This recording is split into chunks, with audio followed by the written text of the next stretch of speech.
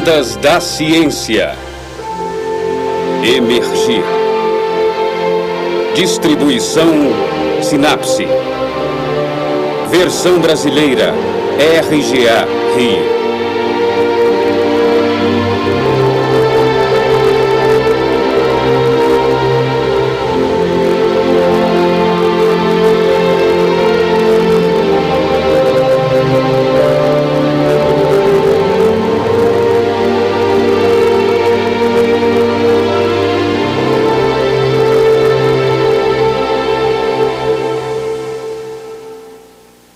Quando e onde surgiu a ciência?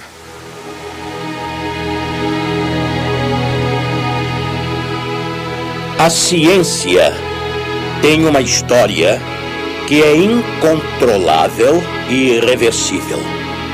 Ela é irreversível como um fluxo, como um rio.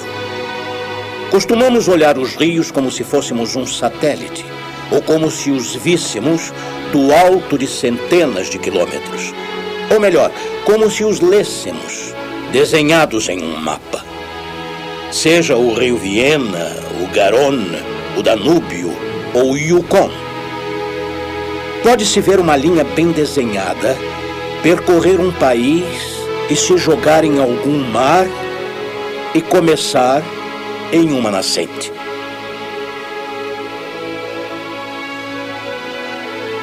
Esse é o ponto de vista de quem sobrevoa de muito alto. O ponto de vista do satélite, do desenhista ou do leitor do Atlas. Mas seria preciso descer dessas alturas e olhar o rio de perto, de muito perto.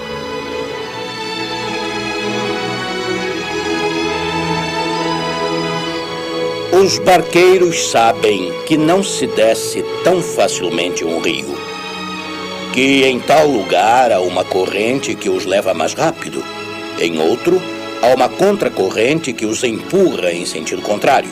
Mais à frente há pedras que impedem a passagem, e em latitudes mais altas, às vezes o rio congela. Em um certo momento da noite ele fica obstruído. É preciso esperar a desobstrução. A história flui assim, não de maneira simples e irreversível, mas de maneira complicada.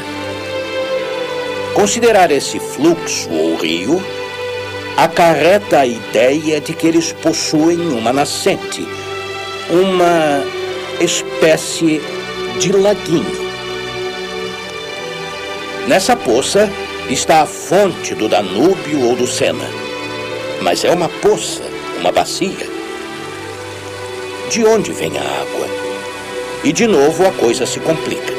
De fato, é mesmo contraditório, mas a nascente é uma desembocadura. A nascente não está completamente rio acima, ela já tem um aval. O aval de 1001 pequenos arroios e canais que vão em direção a uma determinada pradaria, a uma camada de água subterrânea, de 1000 pontos de uma geleira, de chuvas residuais que formaram uma poça adiante. Em resumo, a fonte em si é uma compilação. O mesmo ocorre para as ciências. Acredita-se, em um determinado momento, que foi descoberta a nascente em algum lugar. Aqui, dizem, nasceu a geometria. A química nasceu em certas culturas e acreditam ter descoberto a sua origem. Mas, de repente, a origem foge. É preciso voltar ainda mais longe, como a fonte do Danúbio ou do Sena.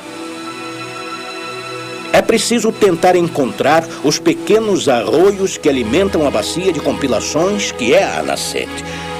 Portanto, o problema da origem deveria ser solucionado de duas maneiras.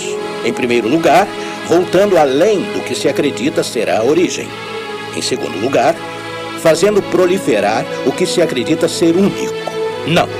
A origem nunca se encontra em um lugar, um momento, uma cultura, na cabeça de um homem ou em uma circunstância particular, mas se multiplica em diversas circunstâncias e lugares. Seria preciso acostumar-se a dizer, em vez de a origem de uma ciência, as origens.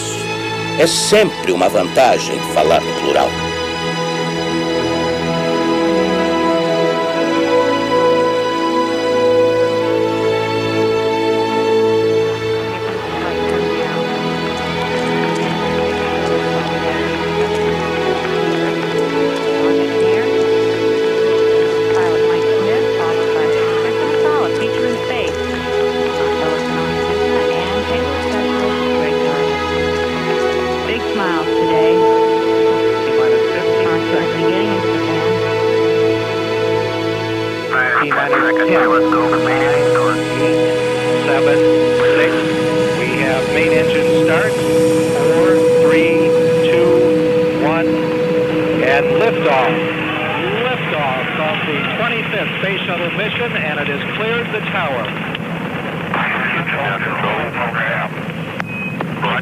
Challenger. Good roll program confirmed. Challenger now heading down range.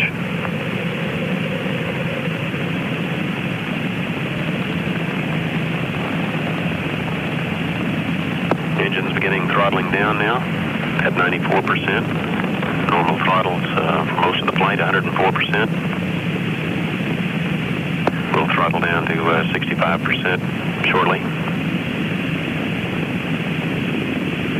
Engines at 65%, 3 engines running normally, 3 good fuel cells, 3 good APUs. Dia 28 de janeiro de 1986, no Cabo Canaveral, são 11 horas e 39 minutos. Os motores do foguete Challenger acabam de ser ligados. O foguete decola e 74 segundos depois ele explode, levando à morte os 7 membros da tripulação.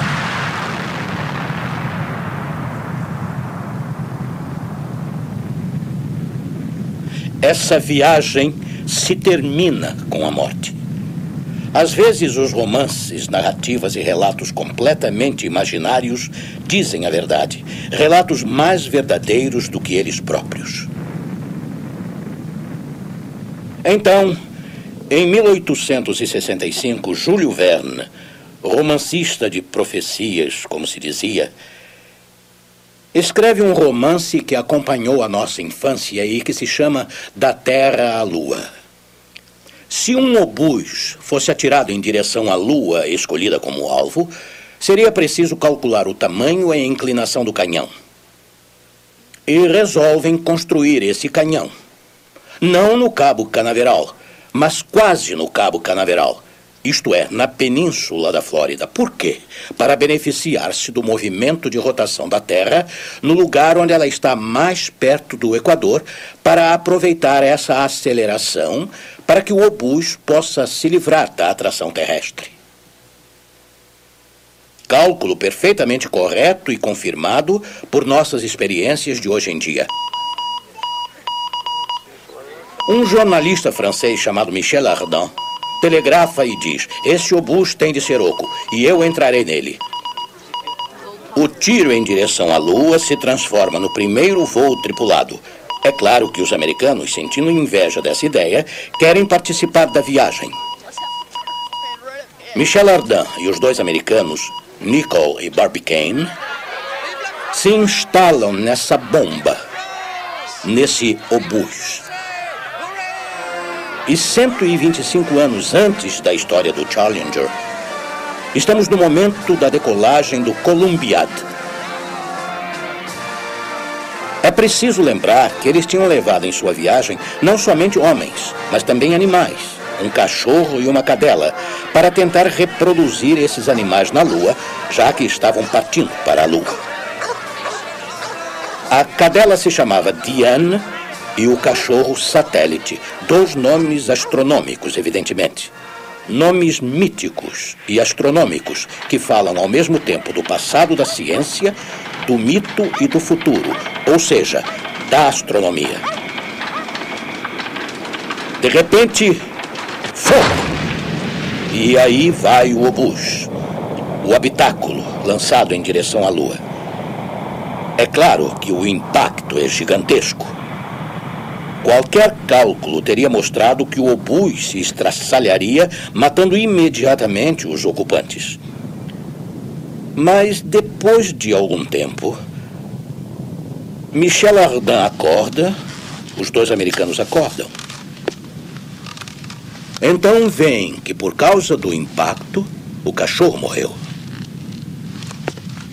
Tenta-se acordá-lo, mas percebem perfeitamente que o impacto o matou definitivamente, se é que se pode dizer assim. O que fazer com um cadáver dentro da cabina? Desprezando todas as leis da física, desatarracham uma espécie de placa do piso da cabina, abrem e jogam o cadáver do lado de fora e fecham a cabina. É interessante, não? A primeira história que acontece com as primeiras pessoas que deixam a Terra é um enterro. Isto quer dizer que o primeiro acontecimento que ocorre, no instante em que tentamos simbolizar o progresso de forma admirável e da melhor maneira possível, o primeiro acontecimento é a morte. Este é um primeiro paralelo que pode ser traçado com a história do Challenger. E algumas horas mais tarde, levantando a cortina de uma janela, os ocupantes percebem, de repente, que entre eles e os planetas, entre eles e os objetos observados, há uma espécie de objeto completamente fixo com relação à cabina, que segue a cabina na mesma velocidade que ela e que provavelmente se transformou em seu satélite por causa das leis da mecânica. De repente, todo mundo percebe que é o cadáver do cachorro satélite que havia sido jogado pela abertura.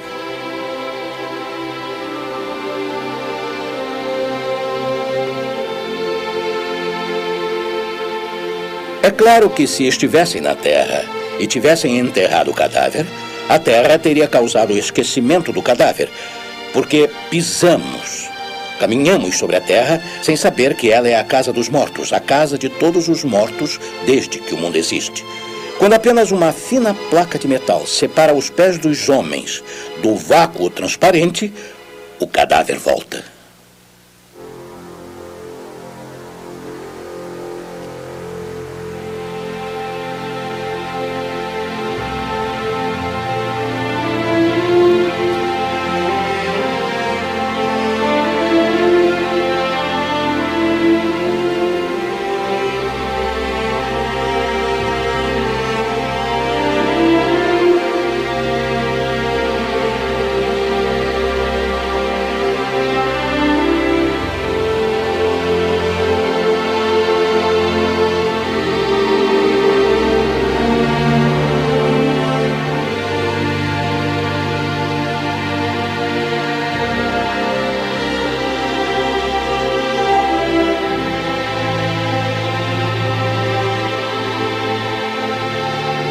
Se o Columbiad é realmente o símbolo do progresso científico, do avanço das ciências para o novo mundo, qual é a sua nascente?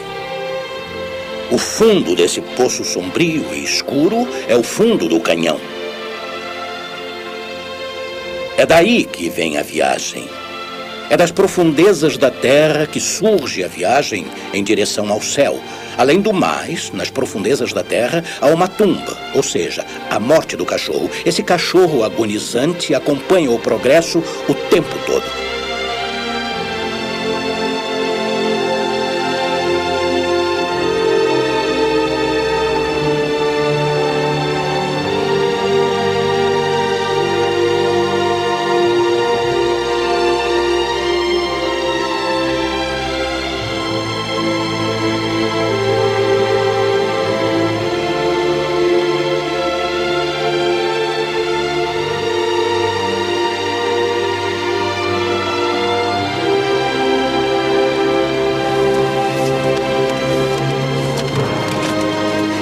Ao contrário do que se pensa, a escuridão da partida não é suprimida pela claridade da viagem.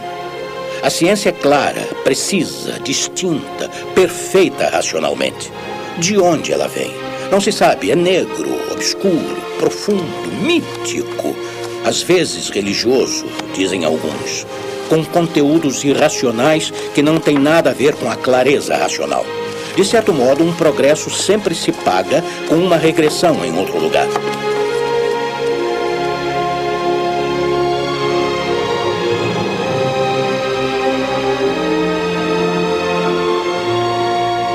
A explosão do foguete Challenger foi um acidente. De certa forma, o cachorro que segue essa viagem dos 3 homens em direção ao novo mundo é o conjunto dos problemas das ciências que nos perseguem desde sempre em nosso avanço em direção à clareza.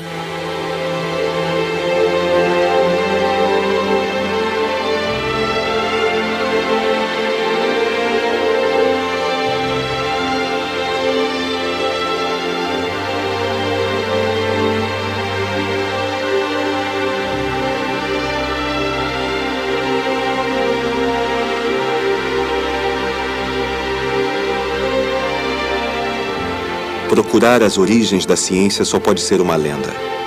Mas ela começa provavelmente assim. Grupos de homens que sabem que vão morrer um dia e a partir daí se organizam e inventam a melhor maneira de entender. Isso começou há alguns milhares de anos.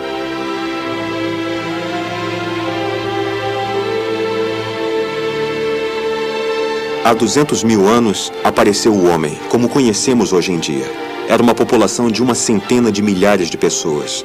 Ela se situava em algum lugar entre a África do Leste, o Oriente Médio e a Península Indiana.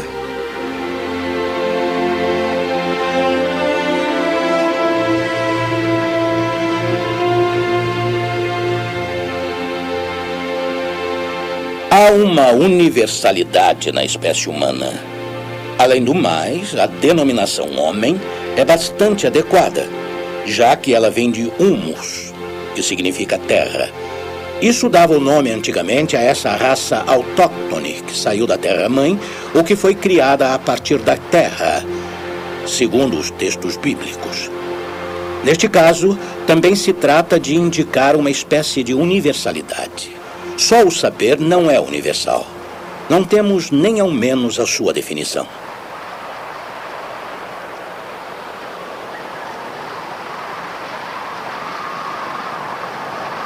Os primeiros homens que se conhecem nasceram na África, provavelmente depois de um acidente geológico. Houve o que se chama abertura do Rift africano. O meio da África se levantou e um platô chegou a 1.500 metros de altura, aproximadamente. Esse umbral parou as nuvens vindas do oeste. Dessa forma, a parte leste do Rift africano ficou ressecada e de uma paisagem de floresta passou-se a uma paisagem de savana. O conjunto da floresta era povoado por macacos. Depois da curvatura do continente africano, os macacos da parte leste começaram a viver em uma paisagem de savana sem árvores. Para isso, eles tiveram de se adaptar, evoluíram. Os esqueletos dos primeiros hominídeos foram encontrados nessa parte leste da África. Como essa moça, tão famosa, a Lucy, morta nas margens de um lago há 3,5 milhões de anos. Na parte oeste, os macacos ficaram. Eles ainda estão lá.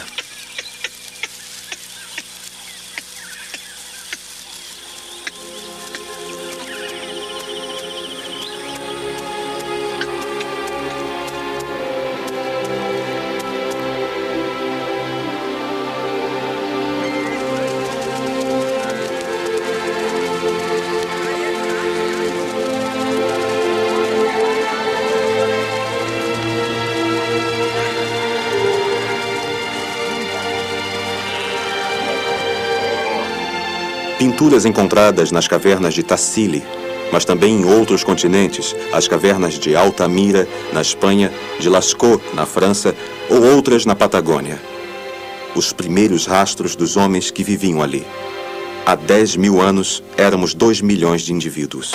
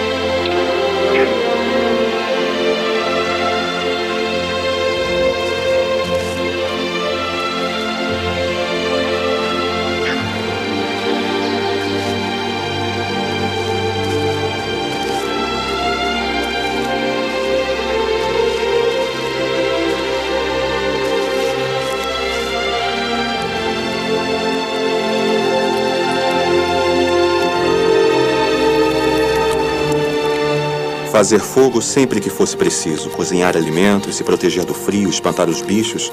O homem não é mais um caçador como os animais selvagens. Ao controlar o fogo, ele entende o outro fogo, aquele igual ao seu, que ele acaba de inventar, o do raio, das florestas, dos vulcões. Com o fogo dominado, ainda não nasceu a ciência, mas sim a técnica.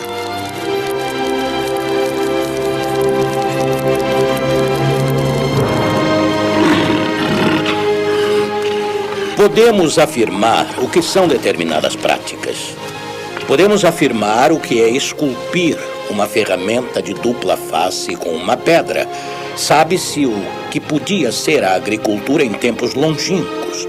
De fato, trata-se de práticas que resolvem o problema da fome, o problema da sede, da habitação e assim por diante.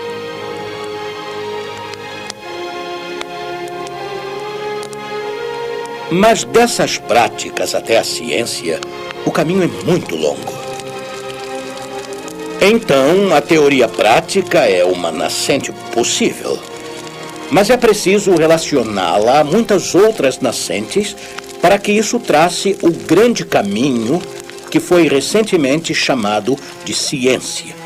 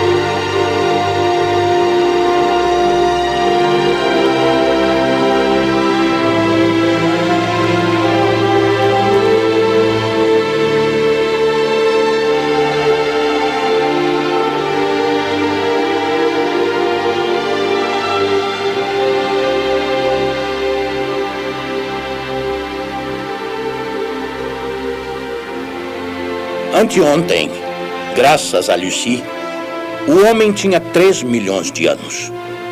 E ontem de manhã aparece em um canteiro um dente e um crânio de 4 milhões de anos e é preciso retificar a minha resposta.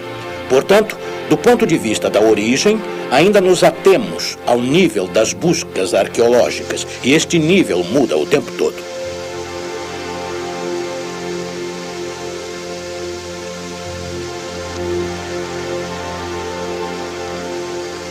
Considerando a complexidade do problema das origens, a partir daí pode-se contar histórias simples. São histórias tão simples que pode-se pensar que são falsas ou cômicas. Por quê? Porque são histórias reconstruídas. Por exemplo, pode-se dizer que nas cavernas de Lascaux há cores. Essas cores devem provavelmente vir de uma técnica que permite extrair corantes. Seria a origem da química. Quem pode negar isso? A pré-história é um momento maravilhoso para os pré-historiadores. Pois o que é a história? Ela começa com a escrita. Mas antes da escrita, não se sabe nada. Portanto, pode-se construir todas as histórias imaginárias e falsas que quisermos. 9 entre 10 livros de ciência começam com esta frase. Se for um livro de astronomia, em todas as épocas o homem observou o céu.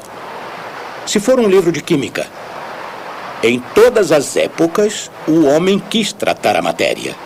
Se for um livro de mecânica, em todas as épocas o homem observou os objetos caírem. Em todas as épocas o homem fez isto ou aquilo. O homem.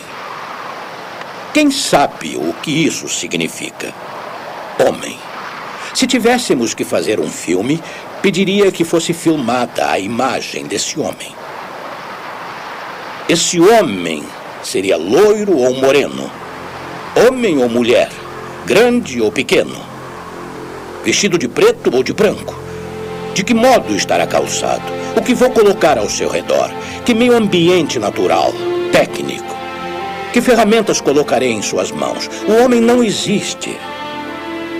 Ele é asteca, maia, chinês, do norte ou do sul, é grego, egípcio, francês, inglês. Mas de que época? 20.000 anos antes de Cristo? 25.000, 10.000, 4.000, 3.000? Esse homem nunca pensou sempre a mesma coisa. Não tinha os mesmos semelhantes ao seu redor, nem as mesmas ideias. Ele não tinha os mesmos costumes. Portanto, não pensava a mesma coisa. Dizem que ele observava o céu. Mas que céu? Para nós, quando olhamos o céu, quando conseguimos, o olhamos por causa das luzes das cidades que nos impedem de vê-lo. Se nós o olhamos ainda, o que vemos? Vemos estrelas, planetas e algumas vezes galáxias, mas há 3 séculos não se via de jeito nenhum galáxias. Há alguns milhares de anos não se sabia distinguir entre estrelas e planetas. E em quantas culturas o céu é apenas uma cúpula furada que deixa passar os raios luminosos? E em quantas culturas o céu é plano, redondo, de tal ou qual forma? Portanto, o céu não significa a mesma coisa para um egípcio, um grego e até para um ocidental, seja ele da Idade Média, do Renascimento, da época clássica ou de hoje. Não é o mesmo céu, nem o mesmo homem. Há uma história dos homens, há uma história do céu. Portanto, dizer que o homem de todas as épocas olhou o céu é completamente sem sentido. É preciso entender direito que esse homem universal, eu não posso mostrá-lo na tela da televisão. Talvez porque ele não tenha nunca existido.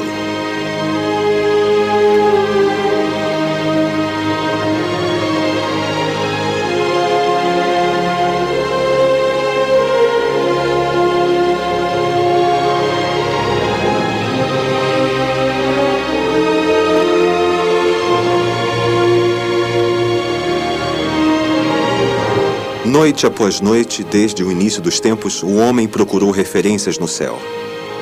Esses desenhos que as estrelas formavam em alguns lugares do céu e que voltavam sempre ao mesmo lugar, forneceram essas primeiras referências, orientações e direções.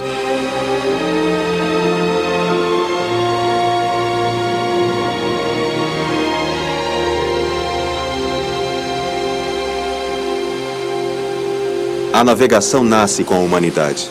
Não é mais um tronco cavado que segue a corrente de um rio, e sim a vela e o distanciamento das margens, que acarretam o domínio de uma técnica e o conhecimento do céu como ponto de referência.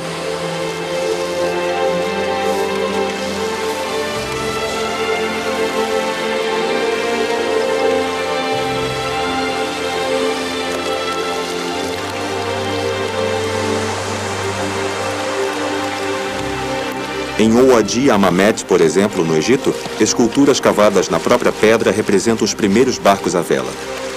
Também nesse caso a ciência nasceu com a navegação? Não. Mas a técnica, sim.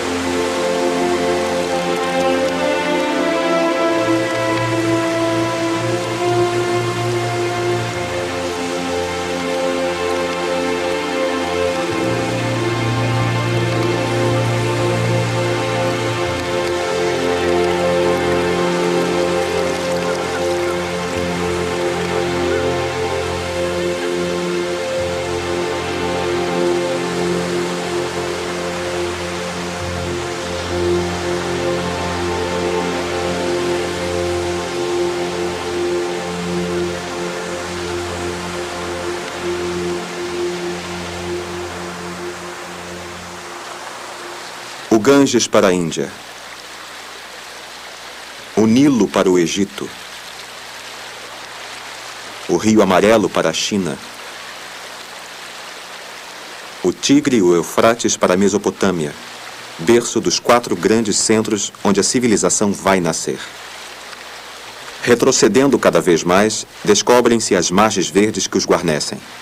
A lenda dos campos cultivados, irrigados, lenda desse momento onde o homem, há 10.000 anos, se instala, planta e inventa a agricultura.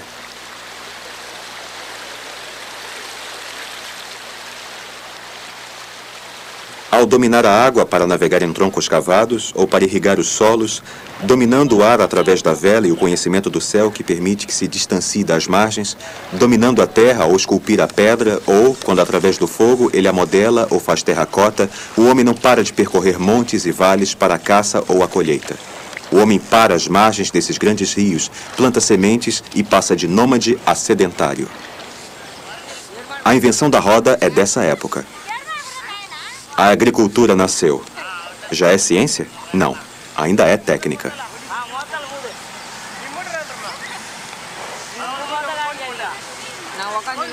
A agricultura domina a terra, a água, o ar e o fogo. Ela é uma politécnica dos 4 elementos. Ela nasceu em todo o mundo entre 9.000 e 7.000 antes de nossa era. No Oriente Médio, ela aparece na cultura de cereais e na criação de rebanhos. Na Tailândia, são a cultura do feijão, da ervilha e da castanha de água que mais se desenvolvem. No México, aparece a cultura das abóboras e das cabaças. Os cachorros são amestrados e usados para a caça. O Oriente Médio e a Grécia veem aparecer a rotação das culturas e a da irrigação. Os mesopotâmios não se contentam com administrar as enchentes de seus rios e constroem diques e barragens para que se possa conservar a água.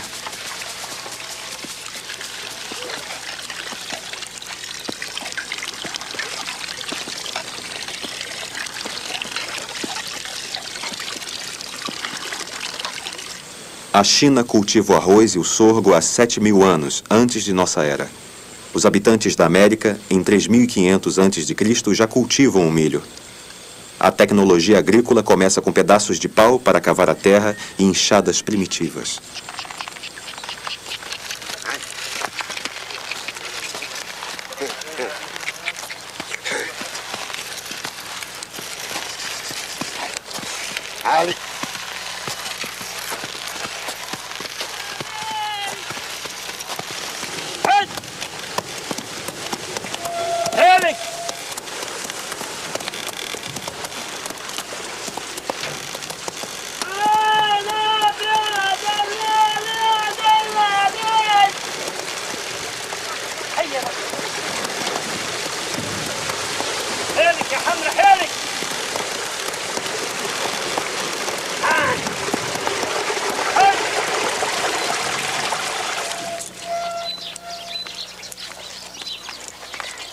A partir daí, surge uma nova classe de pessoas, os artesãos, capazes de fabricar objetos usando argila ou outros materiais.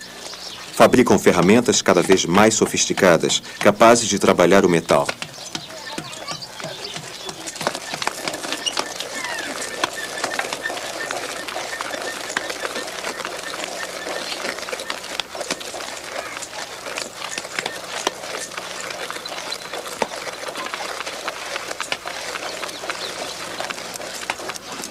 Esses artesãos, que não são camponeses nem caçadores, constituem o ponto de partida da existência das cidades. A sociedade se torna mais complexa.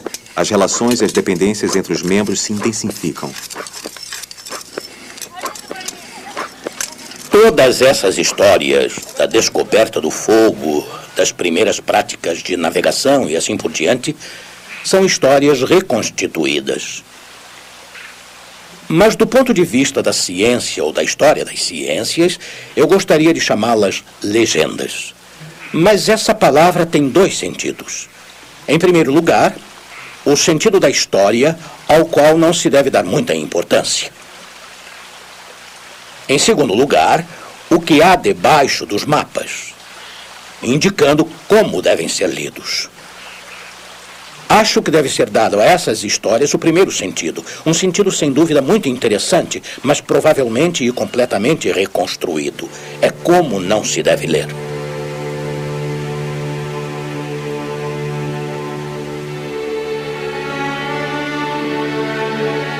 Nessa altitude, o Nilo se parece com seu desenho em um mapa de geografia.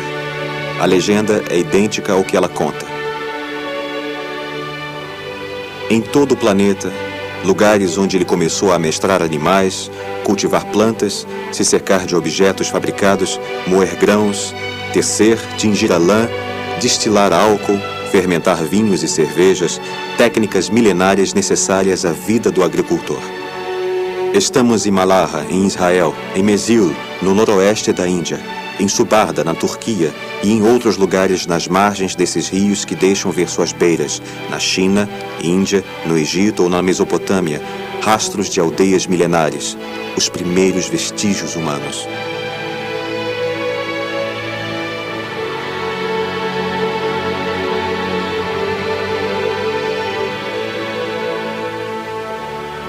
Estamos em 3.500 a.C. Somos 20 milhões de seres humanos.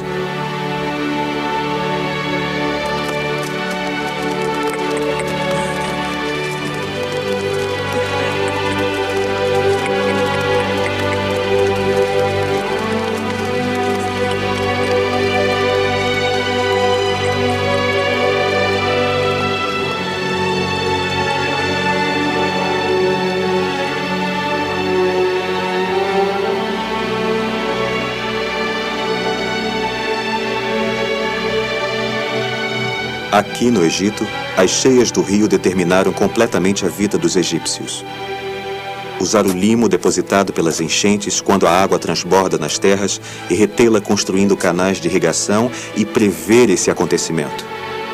Essas cheias voltavam a cada 365 dias no momento em que uma estrela, Sírius, aparecia e desaparecia ao amanhecer.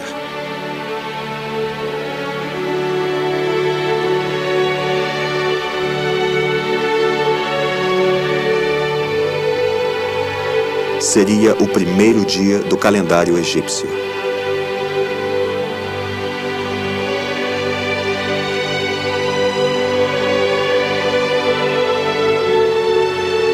A associação entre as técnicas agrícolas e a observação do céu constitui uma ciência aplicada. Essa ciência não é possível sem um esboço matemático. E esse esboço dependia da invenção da escrita.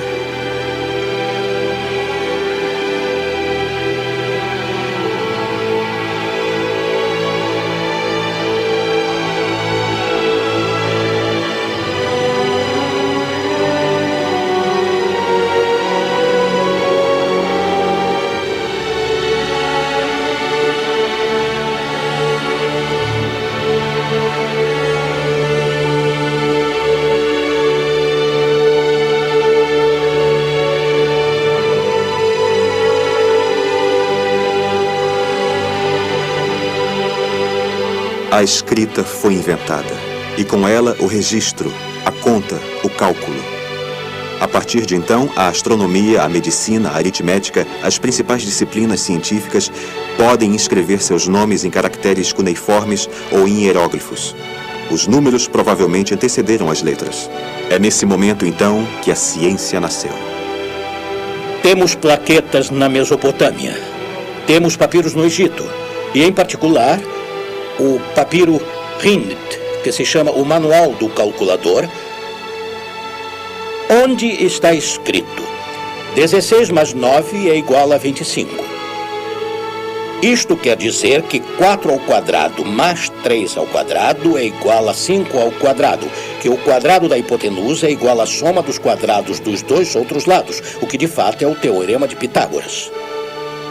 Começa-se a pensar que existe no Egito, antes dos gregos, o surgimento de um pensamento não geométrico, não geral, nem no sentido da matemática grega, mas de cálculos que chamamos daqui em diante de algoritmos. Um algoritmo é o conjunto de operações utilizadas para resolver um problema dado. Um pouco como quando se coloca uma operação, se diz, coloca-se tanto embaixo, soma-se tanto e sobra tanto. Agora, de maneira um pouco mais complicada, os algoritmos são usados para resolver problemas no interior de nossas calculadoras e de nossos computadores. começava-se a ter a ideia que eles tinham um pensamento algoritmo que não tem nada a ver com o pensamento geométrico dos gregos, mas é uma matemática realmente autêntica. É que, como o algoritmo é muito bem definido e que está ligado a um procedimento dado para um cálculo dado, ele não é geral.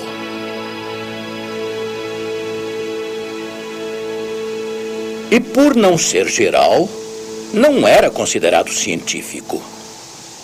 Quando se estuda no computador, não se faz matemática em geral, como faziam os gregos. Faziam resoluções de problemas singulares, simulações de problemas singulares. Mas como são feitos muito rápido, graças aos computadores, a velocidade de resolução obtida pela generalidade é igualada pela velocidade de resolução usada pelos computadores. No fundo, um cálculo, um pensamento, uma escrita, são sempre uma economia. E rápido. A generalidade permite que se vá rápido. Então, os gregos tinham sempre chegado na frente, como a lebre chega antes da tartaruga. Atrás, os egípcios e os mesopotâmios faziam um pouco o papel da tartaruga. Isto é, o algoritmo resolve os problemas tempo por tempo, singularidade por singularidade. Mas a partir do momento em que foram acoplados à velocidade da máquina, nesse instante, a tartaruga alcança a lebre. E, de repente, esse famoso nascimento vai pular uma cultura.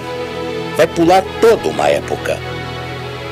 Nossa matemática, que era grega, vinda desse rio principal, nascido com o Teorema de Pitágoras, se desloca.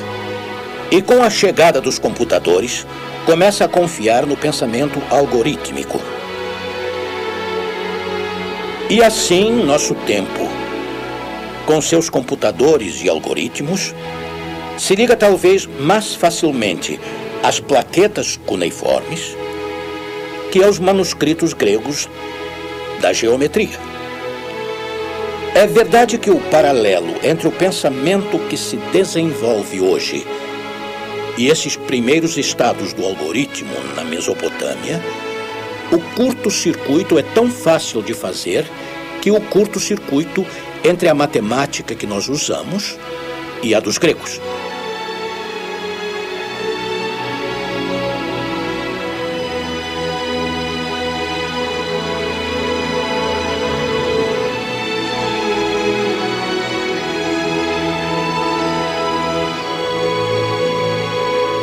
Mas pode-se ter outro pensamento.